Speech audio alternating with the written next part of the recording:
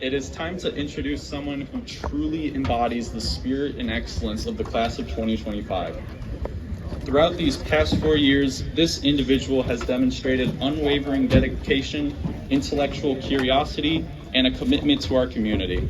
Please join me in welcoming our valedictorian, Laura Dogum.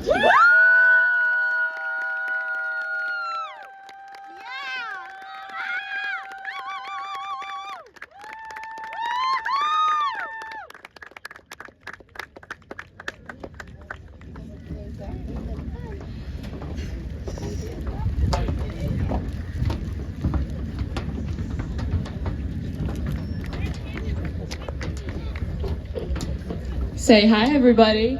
Hi! Okay. Good morning, everyone. Buenos dias. Before I start, I want to say a quick thank you to the BHS administration and everyone else here for giving me the opportunity to speak, as well as politely waiting in the very uncomfortable bleachers to get this whole thing over with. I appreciate your patience and promise not to bore you too much. To start, I want to thank my parents and sisters for their unending sacrifice, guidance, and support. I could have never done this without you. I also want to thank some of my teachers, Mrs. MD, Mr. Hannerhoff, and CO to name a few, for having a patience and believing in me, even when I didn't. Finally, I want to thank my friends for surrounding me with love, and my best friend, Ishika Rana, for sticking by my side through every joy and hardship. You guys mean the world to me. Now, I would like everyone to take a moment of silence to reflect on the teachers, family members, and friends that have sacrificed so much for us to be here today.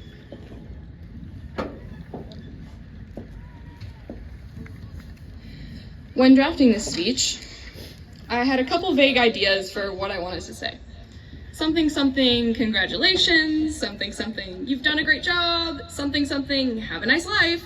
Short, sweet, and happy. And in fact, today is a happy day. Kind of. It's also a sad day. For some of us, and it's an infuriating, emotional, tiring, boring, exciting, complicated day. Living in general is kind of like that. A little all over the place. High school, for me, at least, was no different. I started freshman year on a high note, carefree and excited for the future. I didn't know what path I wanted to take yet, but it didn't matter.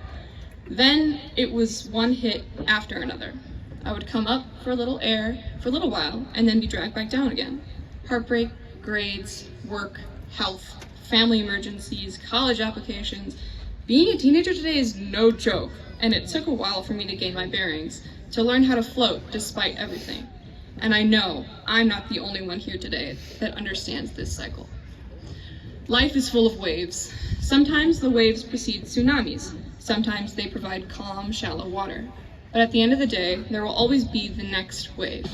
Like many students here, my tsunami was junior year. I can say with certainty that I look forward to never taking another SAT or AP exam ever again. In my case, among other things, I was swamped with extracurricular commitments and drowned in homework. To other students, they had practice or rehearsals to attend for hours on end on the daily, fighting sleep in class as they rose early and slept late. Some kids had demons to fight, having to make the choice every morning to do what was best for themselves and make it through their living hell of a day. For even more people, they had to work hours outside of school to try and balance their personal and academic life on the very fine line between preparing themselves for their future and responsibilities that needed attention today. Responsibilities that might always need their attention, even if they don't have time, even if it isn't fair. But nevertheless, we persisted. Nevertheless, all of you are sitting in these seats today, eager to turn your tassels, proud to display your accomplishments and heritage with your cords, stoles, and graduation caps.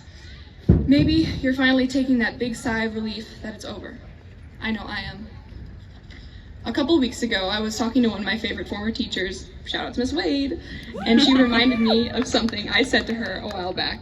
She told me how I said that I wondered sometimes if I was missing out on things because I put too much time into working and stressing out over school. How I wondered if I had done things differently, would I have been happier? Would I have been just as successful? Would I be even more stressed? Well, I tried reflecting on that question again, and the answer I came up with gave me some perspective, so here goes. Yeah, I lied. I couldn't come up with anything. Questions like that are so impossible to answer because at the end of the day, the what if never actually happened. Yeah, I probably spent way too much time locked away in my room doing A-push and not enough time socializing with my friends. Yeah, I might have been happier. Yeah, I might have been less stressed. And would I have accomplished as much? I don't know. All I can tell you is that I did what I thought was right at the time, and y'all did too. Every moment in our lives where we were faced with a decision to make, we chose the option that we thought was best. We tried to roll with the punches, and ultimately we got to the other side of things. Satisfied with the outcome or not, we had made our beds, and now we lie in them. But now that we have these experiences under our belts, we can draw on them when we need moments of wisdom. We can be stronger swimmers and approach the next wave more strategically. Maybe we'll even move to an entirely different beach. Right now, though, please don't worry about the next wave. Take a moment to breathe and let go of what worries you, even if just for a couple seconds. Right now, you're minutes away from becoming a graduate. Minutes away from moving on to new chapters, to greener pastures, to future memories, to celebrating with loved ones, to enjoying the simple fact that you are alive and you did the hard thing. Soon, very, very soon, we're going to toss our caps high in the air as the Bolingbrook High School graduating class of 2025, and I couldn't be prouder.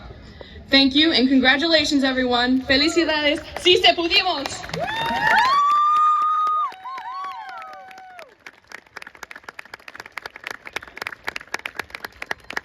And now it is my great honor and pleasure to welcome VBSD Board President Stephen Quigley to the podium.